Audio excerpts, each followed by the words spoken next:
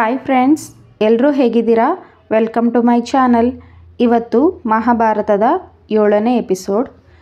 ಕಾಶಿರಾಜ ಕುಮಾರಿಯರ ಸ್ವಯಂವರಕ್ಕೆಂದು ಜಗತ್ತಿನ ಮೂಲೆ ಮೂಲೆಗಳಿಂದ ಅಸಂಖ್ಯಾತ ರಾಜರು ಆಗಮಿಸಿದ್ದರು.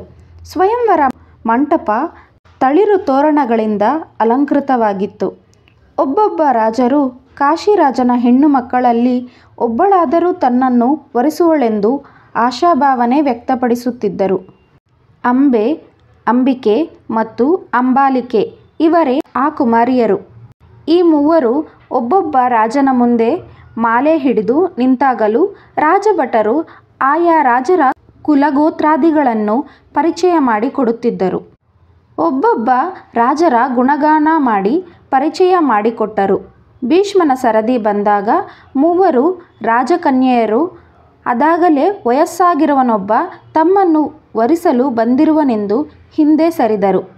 ಸಭೆಯಲ್ಲಿ ಇತರ ರಾಜರು ಗುಸುಗುಸು ಮಾತನಾಡಲು ಪ್ರಾರಂಭಿಸಿದರು. ಭೀಷ್ಮನೇಕೆ ಇಲ್ಲಿಗೆ ಬಂದಿದ್ದಾನೆ? ಇವನ ಕೂದಲು ನೆರೆತು ಹೋಗಿದೆ. ಇವನೋ ಮದುವೆಯೇ ಆಗುವುದಿಲ್ಲವೆಂದು ಪ್ರತಿಜ್ಞೆ ಮಾಡಿರುವನು. ಪ್ರತಿಜ್ಞೆ ನೆರವೇರಿಸಬೇಡವೇ? ಇವನಂತಹ ಬ್ರಹ್ಮಚಾರಿ. ಮನುಷ್ಯನಿಗೆ ಇಷ್ಟು ದುರಾಸೆ ಇರಬಾರದು. ಹೀಗೆ ಒಬ್ಬೊಬ್ಬರು ತಮ್ಮ ಮನ ಬಂದಂತೆ ಮಾತನಾಡುತ್ತಾ ಇರತೊಡಗಿದರು. ಭೀಷ್ಮನಿಗೆ ರಾಜರ ಮಾತು ಕೇಳಿ ರೋಷ ಬಂದಿತು. ಕಣ್ಣುಗಳಲ್ಲಿ ಕೋಪದ ಉರಿ ಎದ್ದಿತು. ಒರೆಯಲ್ಲಿದ್ದ ಖಡ್ಗವನ್ನು ಹೊರತೆಗೆದು ಝಳಿಪಿಸುತ್ತಾ ಸಿಂಹಗರ್ಜನೆ ಮಾಡಿದನು. ಸ್ವಯಂವರಕ್ಕೆ ಬಂದಿರುವ ರಾಜರುಗಳೇ ಕೇಳಿ, ನಾನು ಇಲ್ಲಿಗೆ ನಿಮ್ಮಂತೆ ಮದುವೆಯಾಗಲು ಬಂದಿಲ್ಲ, ಮದುವೆ ಆಗುವುದೂ ಇಲ್ಲ ಎಂದು ಪ್ರತಿಜ್ಞೆ ಮಾಡಿದ್ದೇನೆ. ಸಾಯುವವರೆಗೂ ನಾನು ಬ್ರಹ್ಮಚಾರಿಯಾಗೇ ಉಳಿಯುವೆನು. ನನಗೆ ವಿಚಿತ್ರವೀರ್ಯನೆಂಬ ಸದ್ಗುಣ ಸಂಪನ್ನನಾದ ತಮ್ಮನಿದ್ದಾನೆ. ಅವನು ಹಸ್ತಿನಾವತಿಯ ರಾಜ, ಯುವಕ, ಸುಂದರ, ಮಹಾಪರಾಕ್ರಮಿಯೂ ಪ್ರಜಾನುರಾಗಿಯೂ ಧರ್ಮಪ್ರಭುವೂ ಆಗಿದ್ದಾನೆ. ಸ್ವಯಂವರ ಮಂಟಪಕ್ಕೆ ಬರುವುದು ಅವನ ಗೌರವಕ್ಕೆ ಕಡಿಮೆ. ಆದುದರಿಂದ ಅವನ ಪರವಾಗಿ ನಾನು ಬಂದಿದ್ದೇನೆ. ಈಗ ಕಾಶಿರಾಜನ ಮೂವರು ಕುಮಾರಿಯರನ್ನು ಹಸ್ತಿನಾವತಿಗೆ ಕರೆದುಕೊಂಡು ಹೋಗುತ್ತೇನೆ. ನಿಮ್ಮಲ್ಲಿ ಪರಾಕ್ರಮಿಗಳಿದ್ದರೆ ನನ್ನೊಡನೆ ಯುದ್ಧ ಮಾಡಿ ರಾಜಕುಮಾರಿಯರನ್ನು ಗೆದ್ದುಕೊಳ್ಳಿ. ನಾನು ಮೂವರು ಕನ್ಯೆಯರನ್ನು ನಿಮ್ಮೆಲ್ಲರ ಸಮ್ಮುಖದಲ್ಲಿ ಸೆಳೆದೊಯ್ಯುತ್ತಿದ್ದೇನೆ. ಭೀಷ್ಮನ ಸಿಂಹಗರ್ಜನೆಗೆ ಇಡೀ ಸ್ವಯಂವರ ಮಂಟಪ ನಡುಗಿ ಹೋಯಿತು.